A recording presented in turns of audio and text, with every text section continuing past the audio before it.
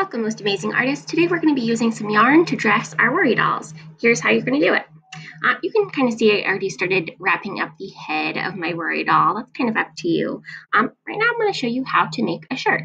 So first you're going to start off by putting the yarn the length of the arm, and that's just going to help it stay on. You need to hold it tight, and then you're going to start to wrap around the piece of yarn that you already put on horizontally. And I'm not going to wrap my hands, but I'm going to kind of just make it look like a shirt and keep wrapping it all the way around. You really only need one layer, but you want to make sure that there's really no white spots or whatever color your pipe cleaners are. And then when you get to the chest, you can kind of do more of like a crisscross shape, an X, and an X again, and keep wrapping it around in an X pattern until you can't see any more of your pipe cleaner or any more of the color yarn that you wrapped your head in, if you wrapped your head. All right, and then again, so I noticed that this is kind of hanging off. This is a little piece of my head. I'm going to trim that.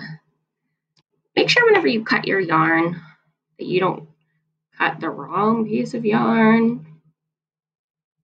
I'm just going to keep going, wrapping it all so I don't see any parts of my pipe cleaner. I'm going to make my way back to the top part of my shirt. I'm probably going to make the shirt and the pants two different colors. Or you could do like a skirt if you want to wrap it together. And then here's the last really piece that you need to see. When you are done, what's really important is that you tie a double knot. Not a simple knot, a double knot. So I have a bunch of extra yarn here. I want to cut this just so, see how much extra yarn I still have? It's just not as much as this. What I'm going to do is I'm going to make a loop around my body. Right, so I have a little loophole here. It's just a tiny knot, and then I pull the extra piece of string through, pull it nice and tight. Do I just do this once? Nope. Right, I'm going to do it again. Wrap it around, make a loop, and pull it through. So that's a double knot.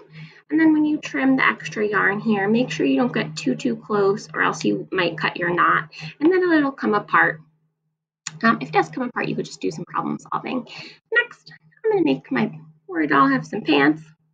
Same thing, I'm going to line it up horizontally to the direction of the leg, hold it nice and tight, and start wrapping it around the horizontal piece of yarn. That is what's going to hold it in place. I'm going to check back in with you once I finish. As you get to one of the edges, right, of the pants or the skirt, whatever you're going to make, remember when you cut it off all the extra, you still want to leave a good piece, a long piece for yourself so that you can make a loop, right, make a loop around your leg and then pull the piece of yarn through. Remember, you need to do a double knot. So I make a second loop, push the piece of yarn through the loop, and pull nice and tight. And when you trim this, right, because you don't need this longer piece of yarn, you don't want to trim it too close to the knot or else you might cut the knot. Right? And there I have a very basic worry doll. Then you could go ahead and kind of decorate it however you want, with hair, with different clothing, with feathers, pom-poms, anything that you have that is a craft supply, get creative. Good luck today, my most amazing artists.